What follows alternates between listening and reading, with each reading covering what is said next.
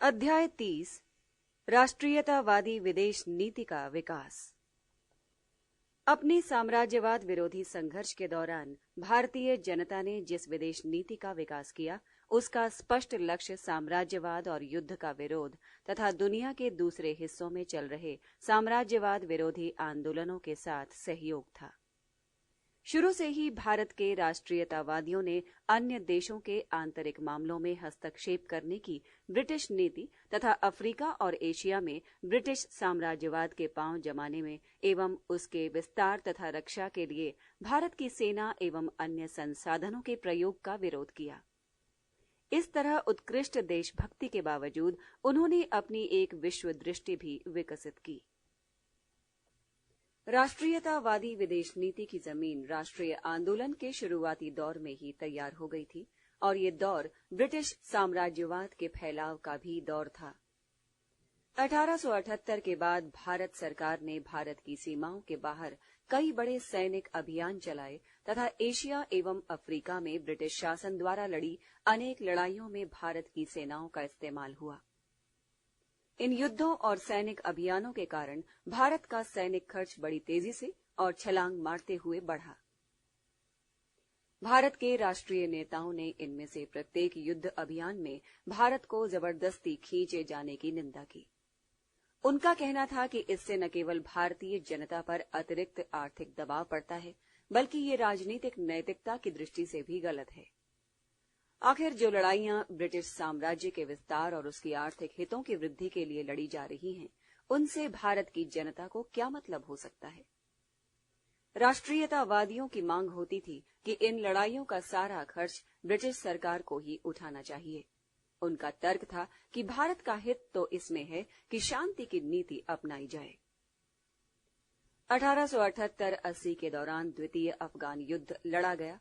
भारतीय दृष्टि की अभिव्यक्ति करते हुए सुरेंद्रनाथ बनर्जी ने उसे विशुद्ध आक्रमण की संज्ञा दी और कहा कि ये उन सर्वाधिक अन्यायपूर्ण युद्धों में से एक है जिन्होंने इतिहास के पृष्ठों को गंदला किया है। भारतीयों की मांग थी कि चूंकि ये अन्यायपूर्ण युद्ध ब्रिटेन के साम्राज्यवादी लक्ष्यों और नीतियों के तहत छेड़ा गया है, अतः उसे ही इसका खर्च उठाना चाहिए।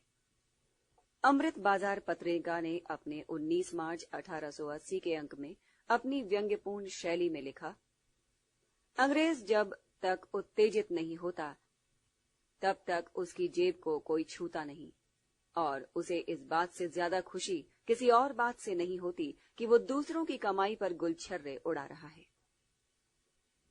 1882 में इंग्लैंड ने कर्नल अराबी के राष्ट्रीयतावादी विद्रोह का दमन करने के लिए अपनी फौज मिस्र भेजी। भारत सरकार ने भी इस अभियान में हिस्सा लिया। मिस्र में ब्रिटेन की आक्रामक और अनैतिक नीति की भर्त्सना करते हुए भारत के राष्ट्रतावादियों ने कहा कि इस युद्ध से हमारा कोई संबंध नहीं है, क्योंकि ये तो ब्रिटेन के पूंजीपतियों, व्यापारियों और उनके हिस्सेदारों के हितों की रक्षा के लिए लड़ा जा रहा है। विस्तारवादी नीति का विरोध। 1885 के अंत में भारत सरकार ने बर्मा पर हमला किया और उसे जीतकर भारत में मिला दिया। भारत के राष्ट्रीयतावादियों ने एक स्वर से बर्मी जनता पर इस हमले की भर्त्सना की और इसे अनैतिक, अवांछित, अन्यायपूर्ण, स्वेच्छाचारी तथा एक ऐसे आक्रमण की संज्ञा दी जिसके लिए कोई युक्ति नहीं थी। उनकी निगाह में इसके पीछे एकमात्र इरादा ये था कि ब्रिटेन के व्यावसायिक हितों का विस्तार बर्मा और उसके उत्तरी पड़ोसी चीन तक किया जाए। राष्ट्रीयतावादियों ने बर्मा को भारत में मिलाए जाने की निंदा की और बाद के वर्षों में जब बर्मी जनता ने गुरिल्ला लड़ाई शुरू की तो उसकी प्रशंसा भी की। 1903 में लॉर्ड कर्जन ने तिब्बत पर हमला किया। इस पर आरसी दत्त के शब्दों में राष्ट्रीयतावादी प्रतिक्रिया की सर्वश्रेष्ठ अभिव्यक्ति हुई। उन्होंने तिब्बत के अनावश्यक, क्रूर और व्यर्थ युद्ध की भर्त्सना की और कहा कि ये युद्ध शुद्ध रूप से व्यावसायिक लालच और क्षेत्रीय विस्तार की नीति की देन है। 1890 के दशक में सरकार ने देश की उत्तरी पश्चिमी सीमा पर जो विस्तारवादी नीति अख्तियार की, उसने तो मानो भारतीयों के गुस्से की आग में घी का काम किया। रूसी इरादों से भारत की रक्षा के नाम पर साम्राज्यवादी सरकार ने साल दर साल खर्चीले सैनिक अभियान किए। इनमें विद्रोही कबीलों के खिलाफ 60,000 से भी ज्यादा सैनिक टुकड़ियां नियुक्त की गईं। इन अभियानों के कारण भारत की राजनीतिक सीमा तो बढ़ती गई, लेकिन सरकारी खजाना भी लगातार खाली होता गया।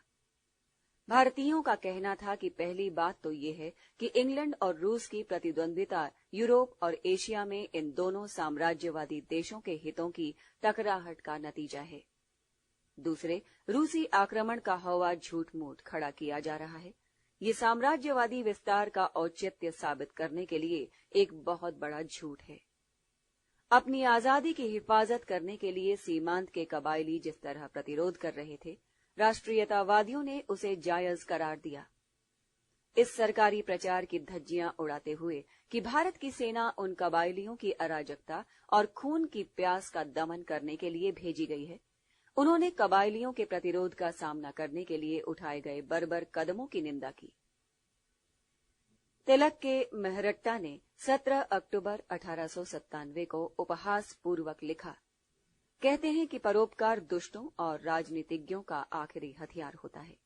इसका इस्तेमाल उस वक्त किया जाता है जब सारे तर्क खत्म हो जाते हैं और कुतर्क उजागर हो चुका होता है। भारतीय नेता साफ साफ कहते कि मुख्यतः सरकार की विस्तारवादी सीमा नीति के कारण ही जो दुनिया भर में अपना साम्राज्यवाद फैलाने की ब्रिटिश नीति का एक अंग है, भारत में इतनी बड़ी सेना बरकरार रखी जा रही है। देश के सैनिक व्यय में वृद्धि हो रही है, सरकार की आर्थिक स्थिति शोचनीय हो गई है और जनता पर टैक्सों का बोझ बढ़ता जा रहा है। इसके स्थान पर भारतीय राष्ट्रवादी शांति की नीति की वकालत करते थे। 1897 में कांग्रेस अध्यक्ष के पद से जी शंकरन नायर ने जिन शब्दों में इस नीति परिवर्तन की वकालत की, वे आज के व्यक्तियों को परिचित और आधुनिक प्रतीत होंगे। हमारी सच्ची नीति शांति की नीति है। हमारे पास राष्ट्रीय विकास की जितनी क्षमता है और हमारे कल्याण के लिए जिन सुधारों पर अमल की नितांत आवश्यकता है, उन सब को देखते हुए हम चाहते हैं कि लंबे समय तक शांति रहे। राष्ट्रीयतावादी विदेश नीति के क्षेत्र में 1880 से 1914 की अवधि में 3 और मुख्य प्रवृत्तियों का उदय हुआ। इनमें से एक थी स्वाधीनता के लिए लड़ने वाले अन्य लोगों के साथ सहानुभूति और उनका समर्थन। आयरलैंड, रूस, तुर्की, बर्मा, अफगानिस्तान, मिस्र, सूडान, इथियोपिया एवं अफ्रीका के अन्य हिस्सों के लोगों के साथ एकात्मकता की भावना को प्रेस के माध्यम से सशक्त अभिव्यक्ति मिली और उसे लोकप्रिय बनाया गया। प्रथम हो तुआन के दौरान चीन पर विदेशी हमले का जोरदार विरोध हुआ और भारतीय सेनाओं को चीन भेजने की भर्त्सना की गई। दूसरी प्रवृत्ति थी एशियाई चेतना का विकास। 1885 के दौरान बर्मा की लड़ाई का जो विरोध हुआ, उसके माध्यम से ही संभवतः पहली बार लोगों में एशियाई चेतना पैदा हुई। कई राष्ट्रीयतावादी पत्रों ने एक स्वाधीन पड़ोसी एशियाई देश को चौपट कर दिए जाने पर शोक प्रकट किया। 1868 के बाद औद्योगिक ताकत के रूप में आधुनिक जापान के उदय की भारतीयों द्वारा तारीफ की गई और इसे इस बात के प्रमाण के रूप में पेश किया गया कि पिछड़े एशियाई देश पश्चिमी नियंत्रण के बगैर भी अपनी उन्नति कर सकते हैं। लेकिन जापान के प्रति उनके मन में चाहे जितना प्रशंसा भाव हो, जब उसने 1895 में चीन पर हमला कर दिया और प्रथम हो तुआन विद्रोह के अंतर्राष्ट्रीय दमन में हिस्सा लिया, तो राष्ट्रीयतावादी पत्रों को उसकी आलोचना करने में हिचक नहीं हुई। चीन के विभाजन की साम्राज्यवादी कोशिश की इसी कारण निंदा की गई, क्योंकि इसके सफल हो जाने पर एक प्रमुख स्वतंत्र एशियाई शक्ति के तिरोहित हो जाने का खतरा था। जापान द्वारा जार शासित रूस की पराजय से जहां यूरोपीय भाईचारे का मिथक टूटा, वहीं एशियाई एकता का एहसास मजबूत हुआ। 19वीं सदी के अंतिम दशकों में भारतीयों ने साम्राज्यवाद के आर्थिक तर्क तथा विदेशी पूंजी के निर्यात की भूमिका को भी समझना और विश्लेषित करना शुरू कर दिया। इसी प्रक्रिया में बर्मा पर हमले के कार्य कारण संबंध पर टिप्पणी करते हुए महरट्टा ने, जिसका संपादन उन दिनों तिलक और आगरकर कर रहे थे, अपने 15 नवंबर 1885 के अंक में लिखा, सच्चाई ये है कि इंग्लैंड के पास जितनी अतिरिक्त मानवीय ऊर्जा है और उसकी पूंजी जिस तरह बाहर बह रही है, उसके कारण वो अगली कई शताब्दियों तक जिसकी लाठी उसकी भैंस के राजनीतिक सिद्धांत पर अमल करता रहेगा, आखिर उसे अपनी अतिरिक्त आबादी के लिए अन्न और अपने औद्योगिक उत्पादन के लिए बाजार चाहिए ही।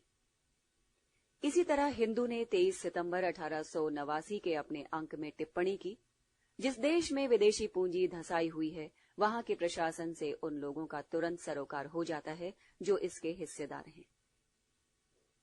प्रथम विश्व युद्ध। प्रथम विश्व युद्ध छिड़ा जून 1914 में। भारत के राष्ट्रीयतावादी नेताओं ने इस युद्ध में सरकार का समर्थन करने का निर्णय किया। साम्राज्य के प्रति वफादारी की भावना और उसकी हिफाजत करने की इच्छा को व्यापक मुखरता मिली। लेकिन जैसा कि जवाहरलाल नेहरू ने अपनी आत्मकथा में स्पष्ट किया है, वफादारी की मुखर अभिव्यक्तियों के बावजूद ब्रिटिश उद्देश्यों के प्रति सहानुभूति कम ही थी। जब जर्मनी की जीत होती तो इससे नरमपंथी और उग्र दोनों तरह के लोगों को संतोष होता। इसका कारण जर्मनी से प्रेम नहीं था, बल्कि अपने शासकों का पराभव देखने की इच्छा थी। फिर भी ब्रिटिश साम्राज्यवाद के प्रति वफादारी दिखाई जा रही थी, तो इसी उम्मीद में कि कृतज्ञतावश ब्रिटेन कुछ आर्थिक और राजनीतिक रियायतों की घोषणा करेगा, जिससे भारत स्वशासन की दिशा में तेजी से आगे बढ़ सकेगा। ब्रिटेन भारत पर भी लोकतंत्र के उस सिद्धांत को लागू करेगा जिसकी रक्षा के नाम पर वो तथा उसके मित्र राष्ट्र युद्ध में भाग लेने का दावा कर रहे थे। युद्ध समाप्त होने के बाद राष्ट्रीयतावादियों ने अपनी विदेश नीति का विकास राजनीतिक तथा आर्थिक साम्राज्यवाद के विरोध तथा विश्व शांति के लिए सभी राष्ट्रों के सहयोग की दिशा में किया। इसी नीति के अंग के रूप में कांग्रेस ने 1919 के अपने दिल्ली अधिवेशन में मांग की कि शांति सम्मेलन में भारत के निर्वाचित प्रतिनिधि मंडलों को भाग लेने का अवसर दिया जाए। अन्य देशों के स्वतंत्रता संघर्षों के प्रति सहानुभूति की अभिव्यक्ति का सिलसिला जारी रहा। आयरलैंड तथा मिस्र की जनता एवं तुर्की की सरकार को सक्रिय समर्थन दिया गया। 1920 के कलकत्ता अधिवेशन में कांग्रेस ने भारत के लोगों से अपील की कि वे पश्चिम एशिया में लड़ने के लिए सेना में भर्ती न हो। मई 1921 में गांधी जी ने घोषणा की कि अफगानिस्तान पर हमला हुआ तो भारत के लोग उसका विरोध करेंगे। राष्ट्रसंघ, लीग ऑफ नेशंस की अनुदेशात्मक पद्धति को कांग्रेस ने साम्राज्यवादी लालच को ढकने का औजार बताया। 1921 में उसने बर्मा के लोगों को उनके स्वाधीनता संघर्ष के लिए बधाई दी। उन दिनों बर्मा भारत का ही अंग था, लेकिन कांग्रेस ने घोषित किया कि भारत आजाद हुआ तो वो बर्मा को भी आजाद कर देगा। इस संदर्भ में गांधी जी ने 1922 में लिखा, मुझे इस बात पर कभी फक्र नहीं हुआ कि बर्मा को ब्रिटिश भारत में शामिल कर लिया गया है। वो न तो कभी भारत का हिस्सा था और न उसे होना चाहिए। उनकी अपनी एक सभ्यता रही है। 1924 में कांग्रेस ने बर्मा में रह रहे भारतीय मूल के लोगों को कहा कि वे बर्मी जनता की कीमत पर अपने लिए अलग अधिकारों की मांग न करें। चीन की राष्ट्रीयतावादी सेना ने सन यात सेन के नेतृत्व में अपना प्रसिद्ध उत्तरी मार्च 1925 में शुरू किया और विदेशी ताकतें हस्तक्षेप करने के लिए उदग्र हो उठी। कांग्रेस ने तुरंत राष्ट्रीय एकता के लिए चीनी जनता के संघर्ष के प्रति सहानुभूति की सुदृढ़ अभिव्यक्ति की और भारत तथा चीन दोनों के साझा शत्रु का विरोध करते हुए भारतीय नेताओं को चीन भेजने का विरोध किया। 1925 में गांधी जी ने निर्दोष चीनी छात्रों पर गोली चलाने के लिए भारतीय सैनिकों के प्रयोग को अपमानजनक और पतनकारक बताया। इससे बहुत ही साफ ढंग से स्पष्ट होता है कि भारत को सिर्फ भारत के शोषण के लिए ही गुलाम नहीं रखा जा रहा है, बल्कि इसके लिए भी इससे ग्रेट ब्रिटेन को चीन के महान और प्राचीन राष्ट्र का शोषण करने में सहूलियत होती है। चीनी जनता का दमन करने के लिए भारतीय सेनाओं के प्रयोग के विरुद्ध एस श्रीनिवास अयंगर ने जनवरी 1927 में केंद्रीय धारा सभा में स्थगन प्रस्ताव रखा। इस मुद्दे पर भारतवासियों की उत्तेजना 1927 में कांग्रेस द्वारा बार बार प्रकट की गई। उस साल हुए मद्रास अधिवेशन में भी मद्रास कांग्रेस ने कहा कि चीनी जनता हमारी ही तरह साम्राज्यवाद से संघर्ष कर रही है, अतः भारतीयों को उनके खिलाफ लड़ने या किसी भी तरह का कार्य करने के लिए चीन नहीं जाना चाहिए। मेसोपोटामिया, ईरान तथा अन्य विदेशी भूमियों से भारतीय सेनाओं को वापस बुलाने की मांग भी की गई। 1928 में कांग्रेस ने मिस्र, सीरिया, फिलिस्तीन, इराक और अफगानिस्तान के लोगों को राष्ट्रीय मुक्ति संग्राम में अपना पूरा सहयोग देने का आश्वासन दिया। नेहरू की यूरोप यात्रा। 1926-27 में जवाहरलाल नेहरू ने यूरोप की यात्रा की और वहां वे वामपंथी राजनीतिक कार्यकर्ताओं तथा चिंतकों के संपर्क में आए। इस यात्रा ने नेहरू के राजनीतिक विकास तथा विदेशी मामलों की उनकी समझ को काफी गहरा प्रभावित किया। लेकिन ये पहला अवसर नहीं था जब किसी प्रमुख राजनीतिक नेता ने ब्रिटेन या यूरोप के साम्राज्यवाद विरोधी वर्ग से संपर्क बनाने और उसका समर्थन पाने का प्रयत्न किया था। दादा भाई नौरोजी प्रसिद्ध समाजसेवी एच.एम. हिडमैन के गहरे मित्र थे। उन्होंने अगस्त 1904 में अंतर्राष्ट्रीय समाजवादी कांग्रेस के हेग अधिवेशन में हिस्सेदारी की और साम्राज्यवाद को बर्बरता ही की एक प्रजाति घोषित करते हुए कहा कि भारत की जनता ने ब्रिटिश राजनीतिक दलों और वहां की संसद में विश्वास खो दिया है तथा वो अब ब्रिटेन के श्रमिक वर्ग के सहयोग की अपेक्षा रखती है। लाजपत राय 1914 से 18 में संयुक्त राज्य अमेरिका गए थे तथा उन्होंने इस यात्रा के दौरान वहां के समाजवादियों से नजदीकी संबंध बनाए थे। 1917 में उन्होंने विश्व युद्ध में अमेरिकी हिस्सेदारी का विरोध किया क्योंकि उसका खुद का चरित्र समाजवादी था। गांधी जी ने टॉल्स्टॉय तथा रोमा रोला जैसे असाधारण यूरोपीय व्यक्तित्वों से काफी घनिष्ठ रिश्ता बनाया था। जवाहरलाल नेहरू की यूरोपीय यात्रा का मुख्य बिंदु था फरवरी 1927 में ब्रुसेल्स में आयोजित औपनिवेशिक दमन तथा साम्राज्यवाद के विरुद्ध अंतर्राष्ट्रीय कांग्रेस में भारतीय राष्ट्रीय कांग्रेस की ओर से अंश ग्रहण। इस सम्मेलन का मूल लक्ष्य था साम्राज्यवाद के विरुद्ध लड़ रही अफ्रीका, एशिया और लातिनी अमेरिका की औपनिवेशिक जनता तथा पूंजीवाद के विरुद्ध संग्रामरत पूंजीवादी देशों के श्रमिक वर्ग को एक दूसरे के करीब लाना।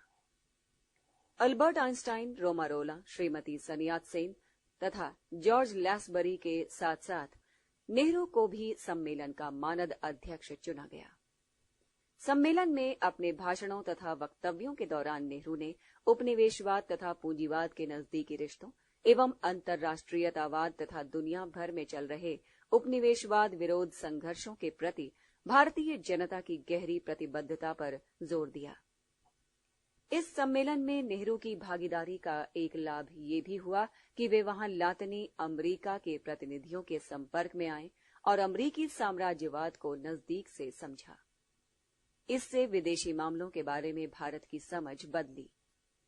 कांग्रेस कार्य समिति को अपनी गोपनीय रिपोर्ट में नेहरू ने लिखा, हम में से ज्यादातर लोगों को, खास तौर से जो एशिया से आए थे, उन्हें दक्षिण अमेरिका की समस्याओं का कोई ज्ञान नहीं था और न इस बात का कि किस तरह अमेरिका का उदीयमान साम्राज्यवाद अपने प्रभुत्व संसाधनों और बाहरी हमले की दुश्चिंता से मुक्ति के कारण धीरे धीरे मध्यवर्ती तथा दक्षिण अमेरिका पर अपना प्रभुत्व कायम कर रहा है।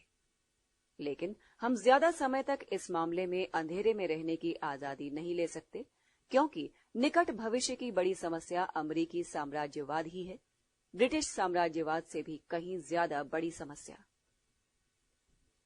ब्रुसेल्स सम्मेलन ने साम्राज्यवाद विरोधी तथा राष्ट्रीय स्वाधीनता समर्थक संघ स्थापित करने का निर्णय किया। नेहरू इस संघ की कार्यकारी परिषद के सदस्य चुने गए। कांग्रेस को संघ के सहयोगी सदस्य की मान्यता दी गई। कलकत्ता अधिवेशन में कांग्रेस ने घोषित किया कि भारत का संघर्ष साम्राज्यवाद के विरुद्ध विश्वव्यापी संघर्ष का ही अंग है। इसी अधिवेशन में साम्राज्यवाद के विरुद्ध लड़ रहे अन्य राष्ट्रों तथा आंदोलनों से संपर्क रखने के लिए एक अलग विदेश विभाग स्थापित करने का निर्णय भी किया गया। ऐसा नहीं है कि ये नई समझ नेहरू तथा अन्य वामपंथियों तक ही सीमित थी। मसलन गांधी जी ने सितंबर 1933 में नेहरू को लिखा था कि हमें ये बात पहचाननी चाहिए कि हमारे राष्ट्रीयतावाद का प्रगतिशील अंतर्राष्ट्रीयतावाद से कोई विरोध नहीं है। अतः मैं तुम्हारे साथ कदम से कदम मिलाते हुए कह सकता हूं कि हमें अपने को विश्व की प्रगतिशील शक्तियों की पांत में रखना चाहिए। राष्ट्रीयतावादी विदेश नीति में 1936 के बाद काफी सक्रियता आई।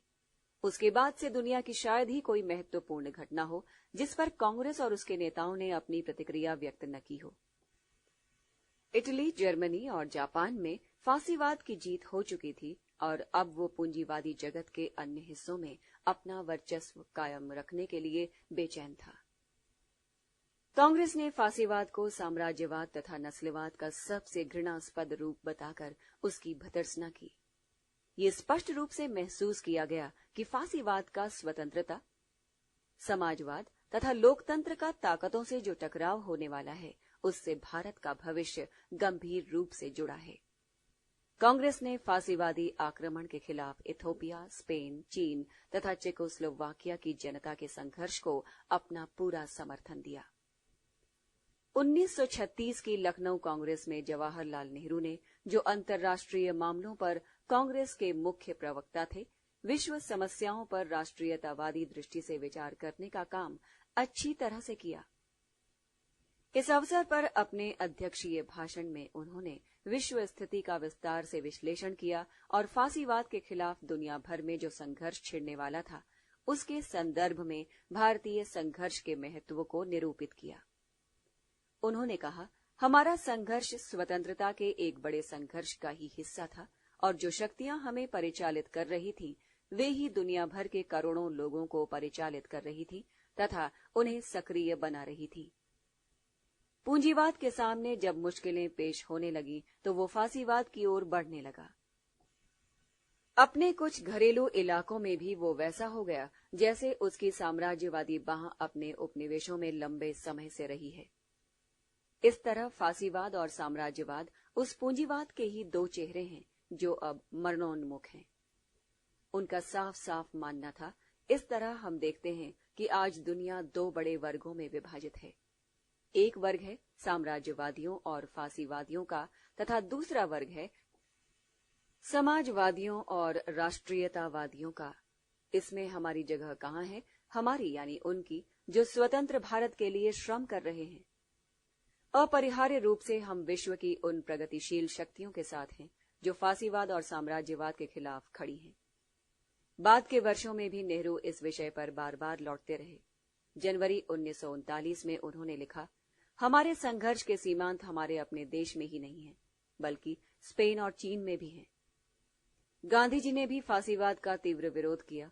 उन्होंने यहूदियों के कत्लेआम और एकांतिक तथा कट्टरपंथी राष्ट्रीयता का एक ऐसा नया धर्म प्रचारित करने के लिए जिसके नाम पर कोई भी अमानवीय कृत्य मानवीय करार दिया जाता है, हिटलर की पुरजोर भर्त्सना की। उन्होंने लिखा, यदि मनुष्यता के नाम पर और मनुष्यता को बचाने के लिए कोई उचित युद्ध हो सकता है तो जर्मनी के खिलाफ युद्ध करना, एक पूरी जाति के उन्मादपूर्ण प्रताड़न को रोकना पूर्णतः उचित युद्ध होगा। फांसीवाद के विरुद्ध 1936 के शुरू में जब फांसीवादी इटली ने इथियोपिया पर हमला कर दिया तो कांग्रेस ने इथियोपियाई जनता के संघर्ष को सभी शोषित जातियों में स्वतंत्रता संग्राम का हिस्सा घोषित कर दिया। कांग्रेस की ओर से 9 मई को इथियोपिया दिवस मनाया गया और उस दिन देश भर में सब जगह सभाओं और तथा प्रदर्शनों का आयोजन हुआ, जिनमें इथियोपिया के साथ सहानुभूति तथा भाईचारा व्यक्त किया गया। यूरोप से लौटते समय जवाहरलाल नेहरू ने मुसोलिनी से मुलाकात करने से इनकार कर दिया, हालांकि इसके लिए उन्हें बार बार बुलावा भेजा गया था। उन्होंने ऐसा इसलिए किया क्योंकि उनकी मुलाकात का उपयोग फांसीवाद प्रचार के लिए किया जा सकता था। कांग्रेस ने स्पेन के गृह युद्ध में फांसीवाद फ्रैंको के खिलाफ जीवन मरण के युद्ध में लगे स्पेनी गणतंत्रों को अपना पूरा समर्थन दिया।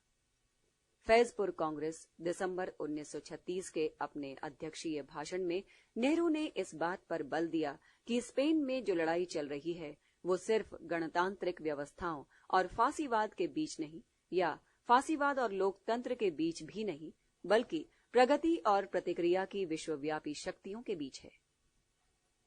उन्होंने साफ साफ कहा, आज स्पेन में जो लड़ाइयां लड़ी जा रही हैं वे हमारी ही लड़ाइयां हैं और हम इस संघर्ष को महज दोस्ताना अजनबियों की सहानुभूति के साथ नहीं, बल्कि उन लोगों की पीड़ा और चिंता के साथ देख रहे हैं जो खुद इसमें शरीक हैं। जून 1938 में वे कृष्ण मेनन के साथ खुद स्पेन गए, युद्ध के मोर्चे का दौरा किया और बार्सिलोना में 5 दिन बिताए। जिस पर लगातार बमबारी हो रही थी। 13 अक्टूबर 1938 को गांधी जी ने स्पेन के प्रधानमंत्री जुआन नेग्रिन को संदेश भेजा, मैं तहे दिल से आपके साथ हूं, आपकी पीड़ा से सच्ची स्वतंत्रता का जन्म हो। 1938 के आखिर में हिटलर ने चेकोस्लोवाकिया के खिलाफ अपना कूटनीतिक और राजनीतिक हमला शुरू कर दिया, जिसका परिणाम ये हुआ कि म्यूनिख में ब्रिटेन और फ्रांस ने चेकोस्लोवाकिया के साथ दंगा किया। नेहरू ने अनुपस्थिति में कांग्रेस कार्य समिति ने एक प्रस्ताव पारित किया, जिसमें जर्मनी द्वारा चेकोस्लोवाकिया की आजादी छीनने या उसे नपुंसक बना देने की निर्लज्ज कोशिश पर गहरी चिंता प्रकट की गई तथा चेकोस्लोवाकिया की बहादुर जनता के साथ संवेदना प्रकट की गई। नेहरू उस समय यूरोप में थे। उन्होंने राजकीय अतिथि के रूप में जर्मनी जाने से इनकार कर दिया और प्राग चले गए। वे ब्रिटिश सरकार से नाराज थे क्योंकि वो जर्मनी को प्रोत्साहन दे रही थी। मैनचेस्टर गार्जियन को लिखे अपने एक पत्र में उन्होंने कहा, चेकोस्लोवाकिया में जो कुछ हाल में घटित हुआ है तथा ब्रिटिश सरकार ने प्रत्यक्षतः और अपने मध्यस्थों के जरिए जिस तरह प्रत्येक मोड़ पर चेकोस्लोवाकियाई सरकार को डराया धमकाया है, उससे मुझे उबकाई आती है। म्यूनिख समझौते से उन्हें बेहद तकलीफ हुई थी। 5 अक्टूबर 1938 के नेशनल हेराल्ड में प्रकाशित अपने एक लेख में उन्होंने इस पर टिप्पणी करते हुए एक ऐसी स्थिति की कल्पना की जिसमें इंग्लैंड और फ्रांस चेकोस्लोवाकिया को दबोचे हुए हैं और जर्मनी उसके साथ बलात्कार कर रहा है। चेकोस्लोवाकिया के साथ गद्दारी का उनका विश्लेषण ये था कि ब्रिटेन और फ्रांस सोवियत संघ को अलग अलग करना चाहते हैं तथा उसकी प्रतिकारक ताकत के रूप में यूरोप में फांसीवाद को बनाए रखना चाहते थे। 1937 में जापान ने चीन पर हमला किया। इस पर कांग्रेस ने जो प्रस्ताव पारित किया उसमें जापान की भर्त्सना की गई थी और भारतीय जनता से अनुरोध किया गया था कि वो चीनी जनता के प्रति संवेदना प्रकट करने के लिए जापानी वस्तुओं का बहिष्कार करे। 1938 के शुरू में कांग्रेस के हरिपुरा अधिवेशन में ये आह्वान दोहराया गया तथा चीन में पार्श्विक साम्राज्यवाद के आक्रमण तथा उसके साथ आने वाले आतंक और भयावहता की निंदा की गई। प्रस्ताव में ये चेतावनी दी गई कि चीन पर हमले के नतीजे विश्व शांति तथा एशिया में आजादी के भविष्य के लिए खतरनाक संभावनाओं से भरे हुए हैं। चीनी जनता के साथ भाईचारे की अभिव्यक्ति के रूप में 12 जून को पूरे भारत में चीन दिवस मनाया गया।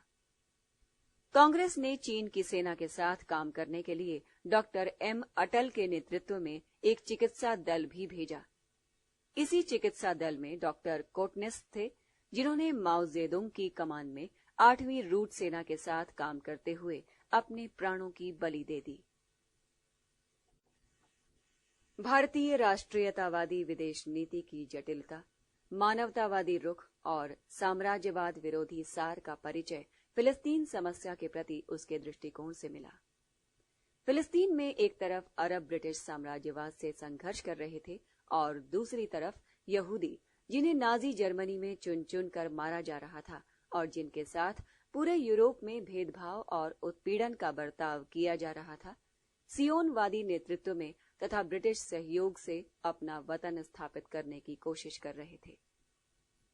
भारतीयों को यहूदियों से सहानुभूति थी क्योंकि उन्हें बेवजह परेशान किया जा रहा था तथा नाजी उनकी जाति को ही खत्म करना चाहते थे, पर भारतीय ये पसंद नहीं करते थे कि यहूदी अरबों का हक छीने।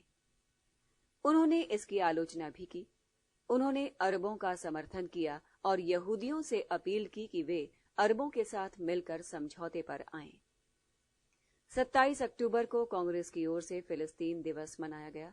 अक्टूबर 1937 में कांग्रेस ने फिलिस्तीन में आतंक के राज और उसके विभाजन के प्रस्ताव का विरोध किया तथा अरबों को आश्वासन दिया कि भारतीय जनता उनके साथ है। सितंबर 1938 में उसने फिर विभाजन के फैसले की भर्त्सना की। ब्रिटेन से कहा कि वो यहूदियों और अरबों को अपने विवाद आपसी बातचीत के द्वारा सुलझाने के लिए छोड़ दें तथा यहूदियों से अपील की कि वे ब्रिटिश साम्राज्यवाद की शरण न लें। यूरोप में यहूदियों की दुर्दशा पर लिखते हुए हरिजन के एक महत्वपूर्ण संपादकीय दिसंबर 1938 में गांधी जी ने इन सभी विचारों को एक बार फिर दोहराया। उन्होंने लिखा कि मेरी सहानुभूति पूरी तरह से यहूदियों के साथ है, लेकिन ये भी गलत और अमानवीय होगा कि यहूदियों को अरबों पर लाद दिया जाए। स्वाभिमानी अरबों को कतर देना मानवता के विरुद्ध अपराध होगा।